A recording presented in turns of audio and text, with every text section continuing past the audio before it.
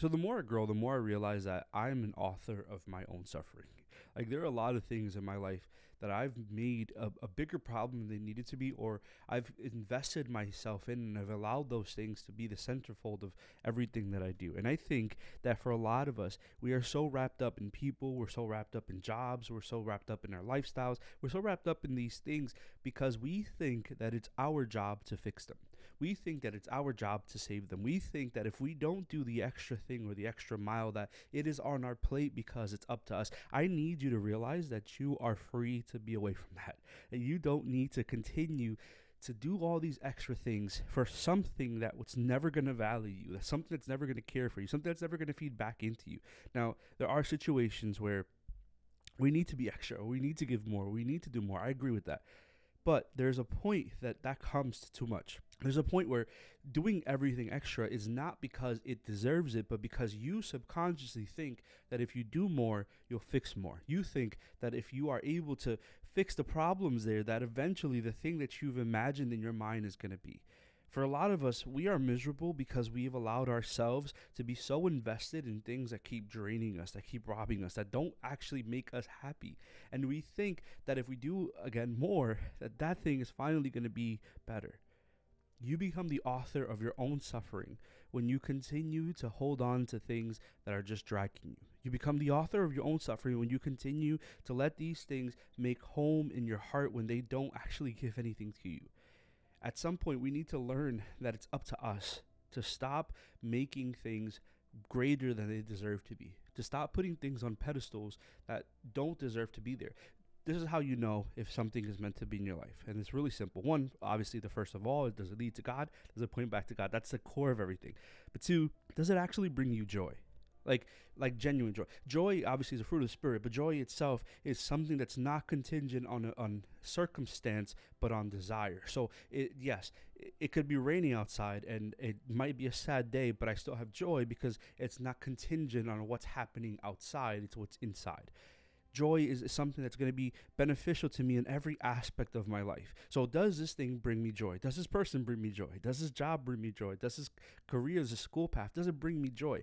We tend to hold on to things because somebody at some point in our life told us that that's what we needed. We tend to be in things because somebody told us that we needed to be that way or look that way or act that way. And if we didn't, then that's not good. That's not joy. That's barely content. That's you settling for certain things that you think you need opposed to things that are feeding you. So does it bring you joy? Is it something that is actually beneficial to your life? Yes, there are certain circumstances and certain situations where we do give into things and we push more and we give ourselves into it more, absolutely. But it's not beneficial to me. It doesn't actually serve me or help me. Yes, you can give into things, but if those things aren't going to be beneficial to you, all you're going to do is harm yourself. So is this thing actually beneficial to me? So does it bring me joy? Is it beneficial to me? Am I genuinely the best version of me in it? And I think that's such a big takeaway. I think sometimes we are okay with being a watered down version of ourselves in hopes to be in something. And we're not the genuine full version of us because we are scared that if we are fully us, that the people around us or leave us, or the person will leave us, or the job will leave us, or things will gravitate away from us. You will never be happy pretending to be something you're not. You will never feel joyful pretending to be something you're not. If you have to lie to you, if you have to lie about who you are, you're always going to have to feel this mirage, this mask that you're carrying for the rest of your life because you are too scared to be you. So are you authentically yourself? So are you joyful? Is this thing actually serving you? Are you actually fully you? And then this last point is huge. Am I actually making an impact through this? Because I think a lot of times we do things because we think, again, that's what we have to do. We think that this is the cycle I have to be in, that we think that I have to repeat this thing. So what happens is you put yourself in something that is never going to be impactful, that's never going to grow anything, that's never going to serve anyone, that's never going to actually do anything in this world. And if you do not live a life that you feel is impactful, then you will not live a life that you feel is purposeful.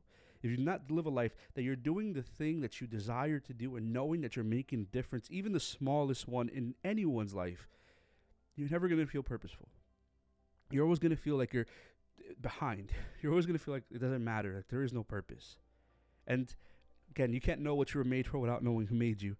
But if your life is not impactful, if someone somewhere has not received something from you, then you're not living the fullness of your life. So is this thing that you're doing, is the life you're living, the career that you're in, the relationships that you're in, the friendships that you're in, whatever that is are these things actually joyful, beneficial to you? Is it actually serving you? Is it impactful? Are you doing something different, or are you just sitting here in the same place every day and calling it life? Are you consistently complaining about how you are miserable, yet doing nothing to serve your misery? Are you doing nothing to actually soothe that? Because we are the authors of our misery. We allow ourselves to be treated however we think that it's going to work to keep people around. We allow people to treat us how they want to treat us, not realizing that you are responsible for teaching them how to treat you. Sometimes we allow people to treat us poorly because we think that just them treating us however means that they're good and they're in our lives. It is better, I need you to hear me, this is important.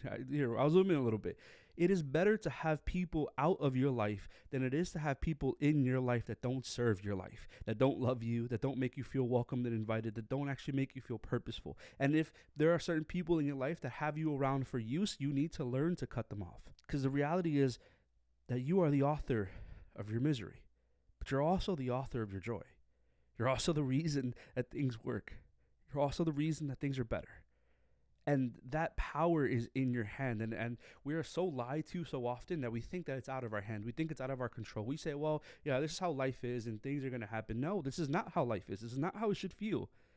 Yes, there are sad moments, and yes, you should understand those, and you should feel those, and you should grieve those, but you shouldn't make those your life. You shouldn't make the bad everything you are just because you think that that's how things are supposed to be. Yes, you're the author of your misery, but you're also the author of your joy. And at some point, you have to make a decision that I don't want to live in a life of misery. I'm so tired of being under the thumb of misery. Start looking for things in joy. Start looking at life through joy, because that's a lens that you should be looking at everything through. Gratitude. At the end of the day, you have all that power. You have the authority to say, I'm no longer in this. You have the power to say, this is not who I am, or the power to say, this is exactly who I am. I'm going to stay here. But you are the author of all of that. So make a choice.